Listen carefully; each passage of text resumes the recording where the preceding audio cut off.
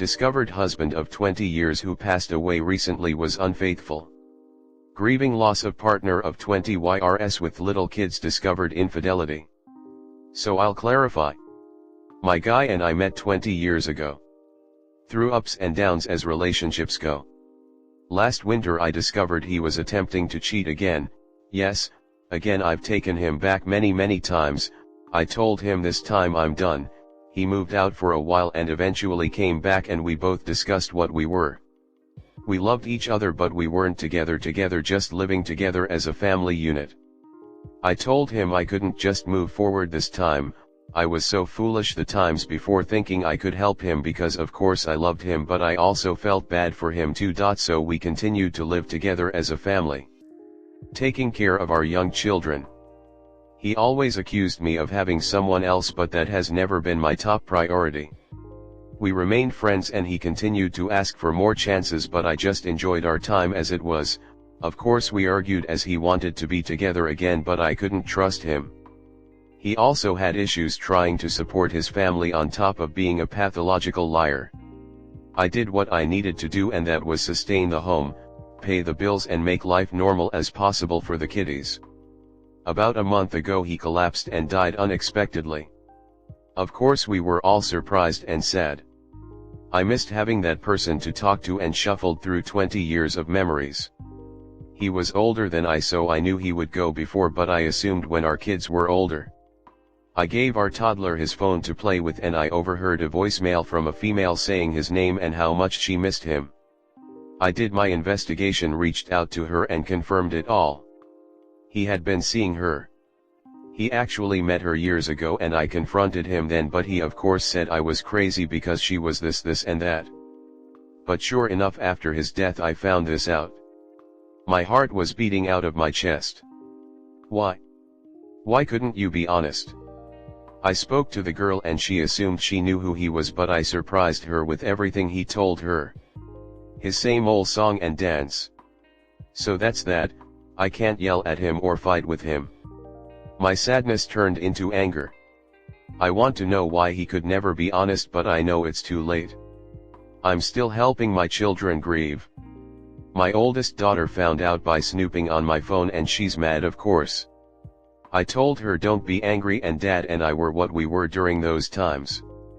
I know as always I was there for him up until the very end. He was a good guy in many ways but his lies really hurt his character. I truly didn't expect this to hurt so bad. I don't even know how I should feel. I just hate this feeling of anger when my toddler is missing her daddy. All the times of begging me to take him back, go on dates, go away together, telling me I'm his only one and he will never move on. I already had trouble trusting him which is why I didn't want to try again but he was always there with his lies. I called a therapist and made an appointment. I realize I do need to talk to someone. 20 years of supporting a person, even loving them, and even in the end he kept up with the lies. I hate how this hurts. Comment. Think how difficult this would have been if you two hadn't already been on the outs. And I don't just mean discovering his infidelity, but his death too. It allows you to grieve but at a distance, so to speak, which in turn, frees you up emotionally to help your children through the loss. Weirdly enough, given the circumstances, it worked out for the best. Now you turn the page and begin a new chapter in your life. Sorry for what you are going through. You're not alone in this situation. A guy posted a year ago that his wife passed away from being hit by a drunk driver. She was on her way home from her affair partner's house. Her BFF knew about and encouraged her to cheat. Her AP came to her funeral and shook hands with the betrayed husband before he found out about her cheating. Hugs and love. Turn to family and friends for support and help. I think this may be the hardest thing to deal with because, what can you do? You can't yell at him, you can't slap him, you can't divorce him, you can't do anything because he's dead and he's left you with one great big parting gift of crap. I'm so sorry. What I would probably do at this point is try to get it out of my system as much as possible. This may sound crazy to you but it might help. Write out a letter, do it in writing, rather than typing on computer, etc., and write everything you feel about this and your relationship, good and bad, and include all the bad stuff and how this makes you feel. Tell him how angry and hurt you are, put it all in this letter. You could even put in pictures you draw, or you could include an item like a photo or his personal belonging. And then burn it somewhere safe, no fire risk, and bury any ashes. This kind of thing can help free and resolve your feelings, if you put enough into it, and I do believe in the afterlife and that we can on some levels communicate with them. Put everything in there you'd want him to know. It may sound crazy to you on the surface, but rituals like this can be surprisingly effective, especially in situations where there isn't any way to materially resolve an issue, especially with a dead person. It might help to get much of the venom this brings up, out of your system. Good luck. Next story 2. I think boyfriend has been cheating at massage places. This may be long, please bear with me. I and boyfriend have been together 9 months and live together. Pretty early on I noticed some red flags, weird with his phone, and even took it to the shower with him.